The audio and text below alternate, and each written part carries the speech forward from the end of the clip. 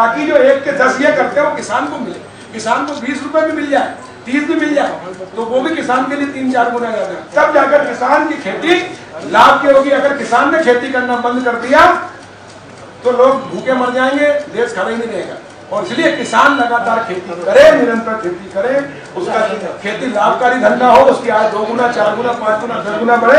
इसके लिए भारत सरकार, प्रधानमंत्री जी ने यह एक कानून लाए हैं, और इसलिए हम प्रधानमंत्री जी का, नरेंद्र मोदी जी का स्वागत करते हैं। और इससे किसान के जीवन में एक नया परिवर्तन आएगा और किसान की खेती लाभकारी होगी। कोरोना के बाद मौसम की मार झेल रहे किसानों की स्थिति पर बात करने के लिए हमारे साथ मौजूद है मध्य प्रदेश के कृषि मंत्री कमल पटेल जी। कमल पटेल जी, किसानों की हालत खराब है, कोरोना की मार के बाद मौसम खराब हुआ है, फसल खराब हो चुकी है, कैसे उनकी लाइफ पटरी पाएगी? देखिए, ये सही है कि 20-25 दिन पहले तक फसल बहुत अच्छी थी, लेकिन लगातार बारिश और अतिवृष्टि और बाढ़ के कारण किसानों की फसलें खराब हो गई और कीट व्याधि किसान खेत में पहुंचता उसके पहले कृषि मंत्री और मुख्यमंत्री किसानों के खेतों में पहुंचे हैं। और इसलिए हमने वहीं अधिकारियों को बुलाकर निर्देश दिए कि पारदर्शिता के साथ सर्वे किया जाए। और हमने सर्वे कराया, सर्वे कराकर हमने आपदाग्रस्त घोषित किए जिलों को। हमने फसल बीमा की तारीख बढ़ाई ताकि फसल जो खराब हो गई इसका भी बीमा हो जाए, ताकि किसानों को उसकी क्षति की पूर्ति हो जाए, किसान को चिंता नहीं करना पड़े। और जब से हमने सक्रिय हुए, मुख्यमंत्री शिवराज जी और कमल पटेल कृषि मंत्री, पूरे मध्य प्रदेश के किसानों के अंदर एक विश्वास जागा और अब वो बेफिक्र होकर सो रहे हैं। हमने 40 लाख किसानों का बीमा करा दिया है, जो 25 लाख का ही था। ये 15 लाख किसान जो अऋणी थे, जो डिफाल्टर थे, जो वनवासी थे, जो आदिवासी थे, जो छोटे थे, उनका हमने बीमा करके गारंटी दे दी। अब उनकी क्षति की पूर्ति होगी।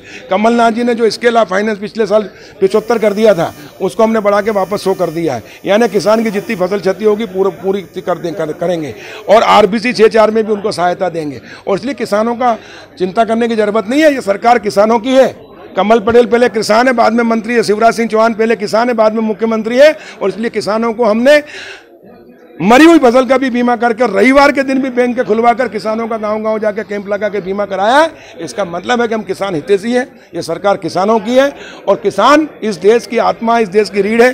किसान ने कोरोना संकट के समय देश को जिंदा रखा है और जीवित रखा, और देश आगे बढ़ रहा है। और इसलिए जब किस देश पर संकट था तो किसानों ने संभाला, अब किसानों पर संकट है तो सरकार और देश संभाल रहा है। सर, अक्सर विषय सामने आता है कि बीमा कंपनी से साठगांठ है, बीमा की राशि जो मिलती है 4 रुपये, 6 रुपये, 60 रुपये, तो ये राशि का भुगतान किसानों को किया गया है? नहीं, देखिए, 22,51,118 किसानों को 4,688 करोड़ मिला है। मिलना था 6200 करोड़, लेकिन कमलनाथ जी ने जो स्केल ऑफ फाइनेंस 75% किया, उसके कारण 1,553 करोड़ कम मिल रहा है। और इसलिए मैं मांग कर रहा हूँ कि कमलनाथ जी या तो अपनी कंपनी से 1,553 करोड़, तुम बहुत बड़े आदमी और अरबपति खरबपति हो, क्यों किया किसानों के साथ धोखा? और नहीं तो कांग्रेस पार्टी, सोनिया गांधी राष्ट्रीय अध्यक्ष हैं, वो दें पार्टी की तरफ से किसानों को। और नहीं तो किसान तुमसे हिसाब लेंगे और चुनाव के अंदर तुमको एक सर, कृषि बिल पास हुआ, इस पर भी हम बात करेंगे। कृषि बिल को लेकर आपने आज प्रेस कॉन्फ्रेंस की है, किस रूप में देखते हैं, कैसे फायदा किसानों को होगा इससे? ये जो कृषि बिल पास हुए हैं, कृषि व्यापार विपणन संवर्धन और सेवा का करार का एक ऐतिहासिक निर्णय है। प्रधानमंत्री नरेंद्र मोदी जी जो कहते हैं वो करते हैं। उन्होंने कहा कि किसान की आय हमको 2 गुना करना है, खेती को लाभकारी धंधा बनाना। आज़ाद भारत के बाद अभी तक खेती लाभकारी धंधा नहीं थी, खेती किसान छोड़ के बाद। और जिस दिन किसान ने खेती करना छोड़ दिया, उस दिन भूखे मर जाएंगे लोग, देश जिंदा नहीं रहेगा। और इसलिए निरंतर किसान खेती करता रहे, इसलिए उसकी आय 2 गुना हो 2022 तक। उसी तारतम्य में ये दोनों विधेयक लोकसभा में नरेंद्र तोमर जी कृषि मंत्री हमारे लेकर आए, और लोकसभा और राज्यसभा में चर्चा के बाद ये पारित हुए, पास हुए। इसलिए मैं बधाई देता हूँ। ये किसानों के जीवन में एक नया परिवर्तन लाने वाले हैं, उत्साह लाने वाले, उमंग लाने वाले। किसानों की आय 2 गुना, 3 गुना और 4 गुना होगी। बिचौलिए जो कमाते थे, मेहनत करता था किसान, और मुट्ठी भर बिचौलिए व्यापारी कमाते थे करोड़ों अरबों खरबों, वो बिचौलिए अलग होंगे। किसान को हम ट्रेन करेंगे। किसान अब खेती करने के लिए मजबूर नहीं रहेगा, खेती भी करेगा, लेकिन वो व्यापार भी करेगा, व्यवसाय भी करेगा, उद्योग भी लगाएगा। उसके वेयर हाउस होंगे, उसके कोल्ड स्टोरेज होंगे, उनके फूड प्रोसेसिंग प्लांट होंगे, उनके कृषि उपकरण के वो करें देंगे, कृषि दवाइयाँ वो बनाएंगे, और उद्योगपति भी बनेंगे। अब किसान को अवसर मिला है। गांव और किसानों की तकदीर और तस्वीर बदलेगी, दशा और दिशा बदलेगी। गांव के और किसानों के विकास के द्वार खोले हैं मोदी जी ने, इसलिए मैं बधाई देता हूं। जहां पे उपचुनाव होना है वहां पे पूरा कृषि बहुल क्षेत्र है, किसान बहुल क्षेत्र है, तो वहां पे इस बिल का कितना इफेक्ट होगा? इस बिल का तो बीजेपी के पक्ष में होगा। दूसरा, कांग्रेस और बीजेपी में अंतर बताता हूं मैं आपको। कांग्रेस के मुख्यमंत्री थे कमलनाथ जी मार्च तक, 19 मार्च को इस्तीफा दिया। तब तक खरीदी करने का भारत सरकार ने निर्णय ले लिया था। चना, सरसों, मसूर। चंबल ग्वालियर में सरसों बहुत होता है, हमारे यहाँ चना होता है, गेहूँ होता है। जैसे यहाँ गेहूँ होता है वहाँ सरसों होता है। ये प्रति हेक्टर होता है 20 कुंटल, लेकिन कमलनाथ जी ने 13 कुंटल का निर्णय लिया खरीदने का। चने का 20 कुंटल होता है, 15 कुंटल लिया। खुद के यहाँ छिंदवाड़ा में 19 कर लिया और प्रदेश में 15। मैं मंत्री बना, मेरे पास फाइल आई, मैंने तत्काल मना किया। मैंने कहा 20-20 कुंटल, और हमने 20-20 कुंटल खरीदा। और उसका परिणाम ये हुआ। और एक दिन में 25 कुंटल का नियम था कि किसान से 25 कुंटल ही खरीदेंगे, तो वो 30-40 किलोमीटर दूर से आता, डीजल समय खराब होता था। हमने उसको अनलिमिटेड कराया।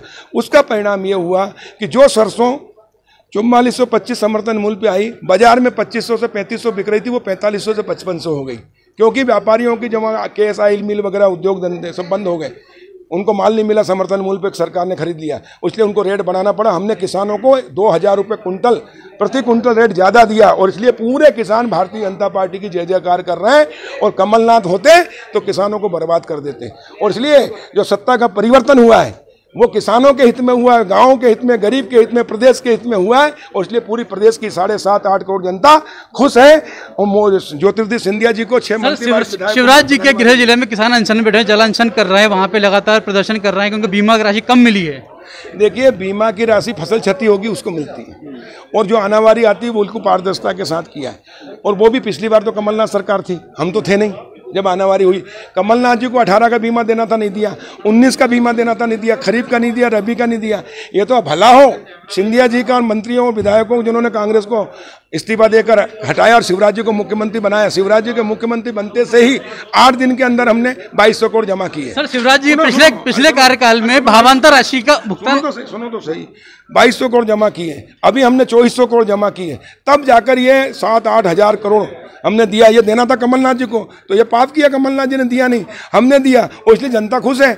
अब तो ये विरोध करने के लिए विरोध कर रहे हैं, और जब आदमी की अंतिम सांसें चलती है ना तो वो तड़फड़ाता है। तो कांग्रेस की अंतिम सांसें चल रही है, अब तड़फड़ा रही है, थोड़े दिन में निपटने वाली है। सर, शिवराज जी के पिछले कार्यकाल में भावांतर राशि का भुगतान होना था, वो अभी तक नहीं हुआ है।